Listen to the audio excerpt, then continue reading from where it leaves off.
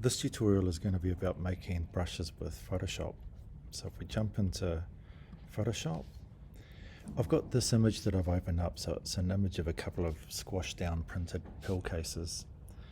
If I go to the levels, Command L, you'll see that I get kind of color through it if I use the levels. So what I like to do is I like to put it into channels, working in pure black and white. So Command A, I'll select all. Command X, I'll cut it, go to my channels, and I make a new channel and I just go Command V. So I paste it in here. And actually, I'm going to duplicate this just because I'm going to do a couple of different kinds. So the first one I'll go Command L, and I'm going to probably look at an area like this because it's kind of round like a brush. So I can push it to the left and it'll lighten, or I can push it right up to the right and darken it. So I am controlling the sensibilities, how black and white or solid I want it, how much grey is going to be in it. So I'm going to go for something like this, but it still has a wee bit of grey through it. What I need to do now is isolate that. So I know that I can use dodge and burn. So I'm going to get dodge. It's on highlights at the moment. Make the brush a little bit bigger. So this is just a nice way to get rid of greys. Just a little bit subtler than trying to cut around the edge of something. So I'm just getting rid of a bit of this grey around the outside. I'll do a bit through there. And then I'm going to pick a slightly harder brush, and this time just with B for the paintbrush. Oh, I need to do that again. So B for brush, make it a bit harder, a bit smaller, and X, so white's my foreground color. And I'm just cleaning up around the edge of it. So now I'm trying to isolate my pattern a bit more, get rid of that little hard bit. Might have to blow up a wee bit. So I'm just tidying it up to make a bit more of a clean brush. I don't want that big hard edge around it, so I'm going to try and get rid of that.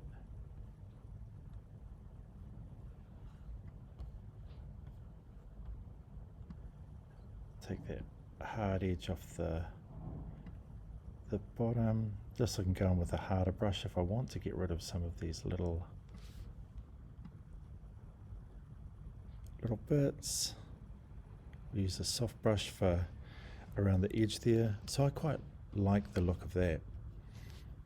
I can also go Command I, and I can invert it, and so I could look at a dark area like that and say that might make quite a good brush as well. All this area up through here. But once I've got it black and white, so black brush, Command D, just because I've got a selection around it, I literally just draw with the lasso tool. I just make a selection around that shape. Doesn't matter how big it is, it's just going to select what's black. And then I go Edit, Define Brush. I can give it a name.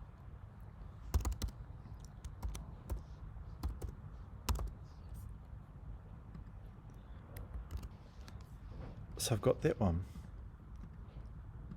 This one here, I might go up on this one, and this time, Command L with the levels.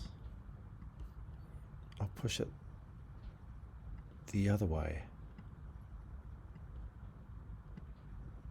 Try and darken it up a bit. And I'm going to see if I can get an interesting pattern up around here somewhere. So I can also use my brush that I've already made.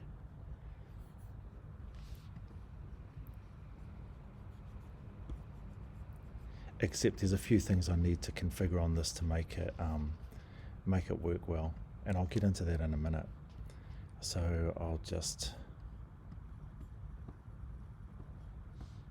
get a different brush, see if I can isolate some of the stuff. This is probably a good point where I can go to my dodge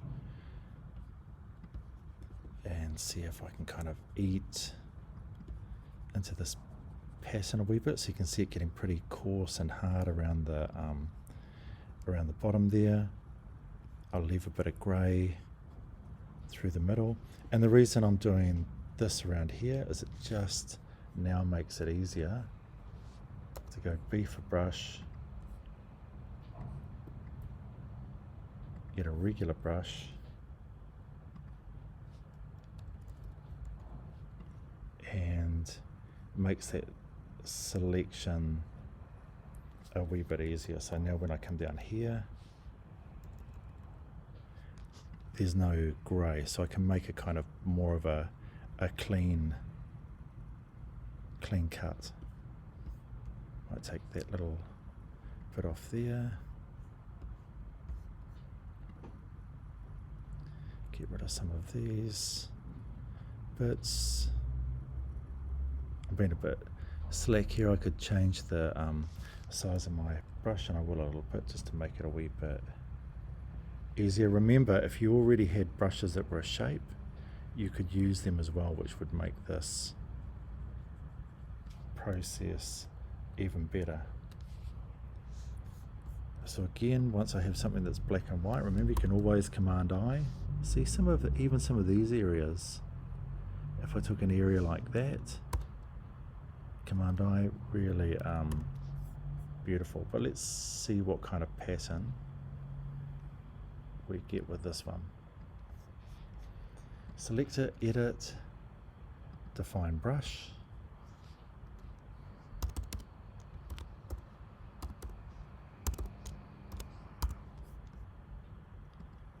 Okay, so I have my two brushes.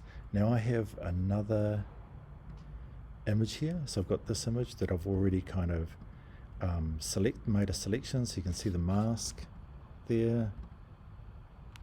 Just made a mask, and actually I'll dump that so you can see how I made it. Nice and easy. I just got the image, went up here to the quick selection tool, select subject, made my mask.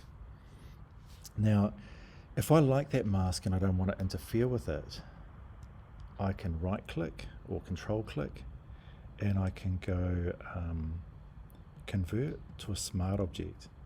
This means if I double clicked, I get back to my mask, but it means now that I can add a new mask on here. I'll swap these around by hitting the X key, because I know that black will block out. And now with B selected, I'm on my mask, I can get my brush and I can paint, and it's going to chop this figure out. Now that's actually not too bad, but what we can do is we can now go to the settings with the brush, and actually I'll make a new layer just so you can see exactly what's happening. At the moment, if I paint with that brush, it gives a kind of digital effect. If I click on the settings, the ones that are the most important is the shape dynamic, and you can see it gives a kind of a view of it here. Size jitter, you can see how it starts to break that shape up a wee bit. Minimum diameter means that, see if I push it right up, it keeps the same thickness, but if I bring it down, it gives a little bit of variety. The angle is a really good one. Stops it from getting that kind of too much of this kind of same digital effect. The roundness can round it off a bit more like a brush, or not, and then you have a minimum control for that as well. You can flip the X and the Y, you can get a preview of how it's looking, but I'll undo that. And now if we drag, you can see it has a little bit more of an organic feel to it. Now the next one is really important as well, the scattering. The scattering, if you look at this down here, when I push it, it breaks those parts across. So you can see it's going to lose that uniformity and you're going to get something that's a bit more interesting. The count, how dense you're going to make it. And again, the jitter for a certain kind of randomization, obviously this will need to, the count would need to be up more for it to have more of an effect. But let's see what happens now. So you can see from this, we're getting more and more organic as we go along. Once you get something like this, what I like to do is when I'm masking, I make my own brush, because it means that, whoops, make sure I click on the mask, it's black. I can get a much more interesting kind of pattern. You can still kind of see that gritty pattern that's happening through it that was on the original brush. If I come back here with white, I can do all those things of changing the opacity down, easing back into it, changing the size. I like to click every time I click. You can see it changes the angle. It's a really nice way to do it. So you can see in this case with a military kind of character, it's got that kind of dirt and grunge that we wouldn't get with any other kind of brush. Now with this, I'm just going to change that around because we had two brushes. So that was the second one. Let's see how the first one comes out. Again, let's see what it looks like if we just have black on white. Change the opacity up. That's our digital one. Let's go into the settings again. Shape dynamics. Change the jitter. Angle is an important one. Roundness, not too worried about that. Does flipping the X or the Y make it look more interesting? Maybe, it's debatable. Feeling a bit better. Let's go to scattering.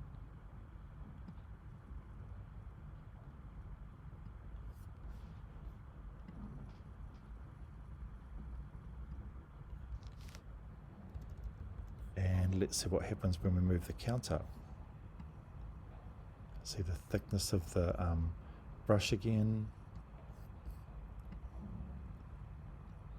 Jitter makes that shape a little rougher, but I like it when it's a bit further down. Okay, so I'll get rid of that. Masking again on the mask, black.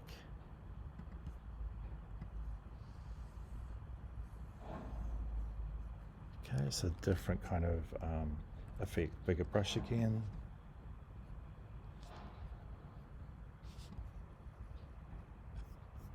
Change the opacity down and change it to white so we can paint areas back in.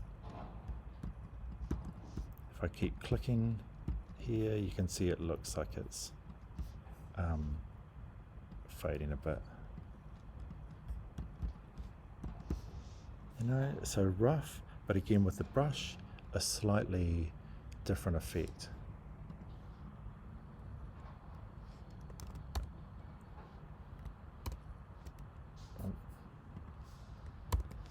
So take that back to normal. Now there's another way of doing brushes which can look really, really good as well. With this image here, I'm going to make a cloud brush. I select all, I'll cut it, I go to my channels, new channel, paste it. Again with the levels, I'm going to try and isolate things, darkening it off, keep a bit of the white in the clouds.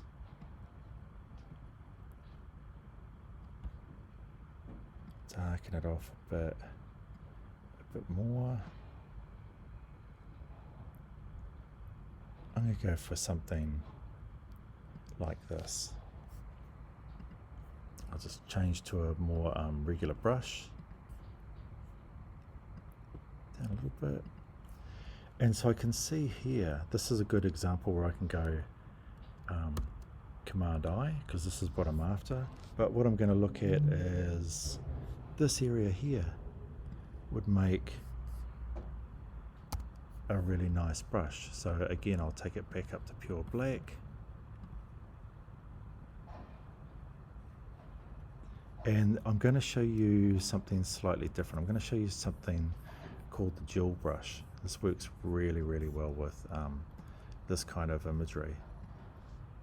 Command I, because remember we want our brush to be black on white, and I'll go Command T, make a selection, edit, define brush, or define brush preset, cloud 1. I'll take it back to my normal brush for this one. Command I again, just so I can see what I'm doing a bit more easily. Get rid of that. Whoops.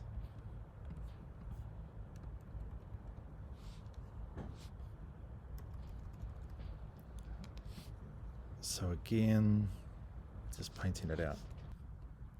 Okay, so here I'm going to pick a softer brush just as I get up around this area here. I want to have a bit more subtlety. Take off that little blob, and so I'm just keeping the softness of the cloud. Same here, don't want anything too harsh. That looks pretty good. Command I again, and I'll just make my selection. Edit, define brush, cloud 2. Great. So I'm going to go back to the RGB, or sorry, back to the layer, and I'll show you what happens. If I click once, you can kind of see that cloud. If I click and drag, we have that weird digital thing, so we want to get rid of that for a start.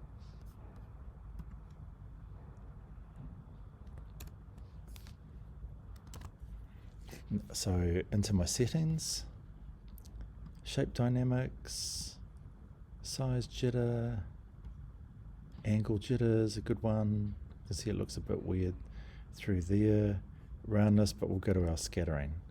Scattering, that's where it looks a bit puffy, a bit better. Push it apart. Do we want it thick or anything? I'm going to leave it at the moment. So let's look at that setting first. You can see the way it's coming across. It makes a beautiful brush. But what we're going to do this time is we're going to use a dual brush. And this means is if I go dual brush, I can see here that I'm going to have my cloud. So this is, it has a weird number. I don't know how to change that. But if I click on it, and when I click, it's actually using the brush as a mask, and it's rotating within inside it. So you get some very different looking clouds, which now means that I can paint and I can end up with something that looks a lot more organic. If I go with white, I can come back over the top of that. So you can get some amazing effects. Now, by default, it comes up as color burn. I know a lot of people will use multiply. They feel that that does a better job, has a nicer feel to it. That's kind of really, I think, the kind of brush you're using and what you're making. We've got this other one here, the other cloud one. So this, and again now, it's making a different shape inside. So one's a mask, and then it has a different brush on the inside of it. So you can really configure this. And let's show you with a more normal brush, so you can see exactly what's happening. If I come up here, normal brush, and this is where the multiply starts to have more of an effect. Okay, shift. There's my line. I'll go dual brush. I'll pick the clouds. Nothing's kind of happened, so I'll change it to multiply, and you can see now that something's already happening. It's darkening because the brush is kind of painting over itself. So if we look at it down here, we can change the size of it within that shape. We can change the spacing, which is going to break it up a wee bit. The scatter as well, so we can push the scattering, both axes, and the count, we can glug it up. So if I show you this now, quite a different feel to it.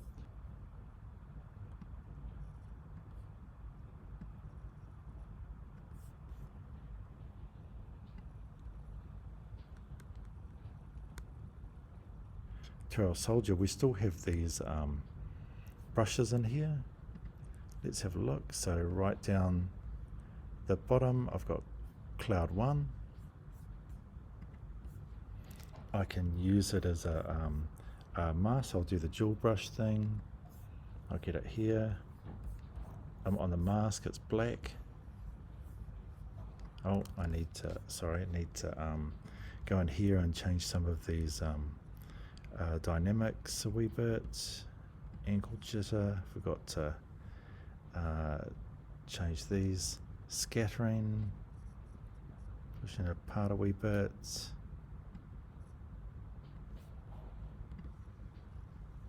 And we can see the effect it's having there as a mask. But we can also have it just on its own layer. I can go pick this color here and make it a little bit darker.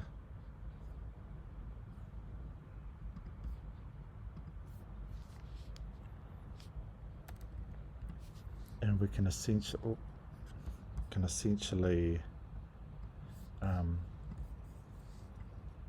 paint a bit of a sky in behind them.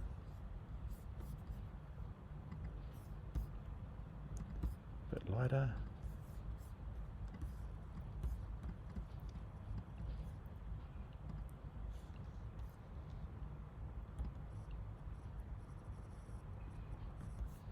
And what about if we get white?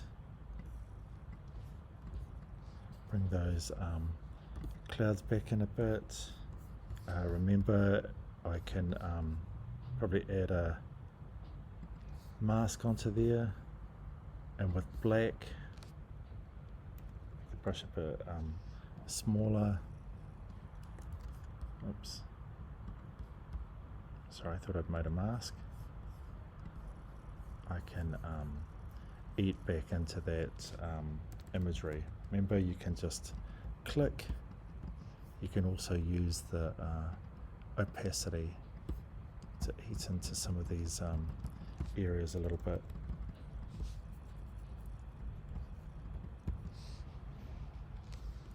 So it's a pretty amazing tool to get used to. The brushes is going to give you that element of not just realism, but a very kind of organic feel with what you're doing.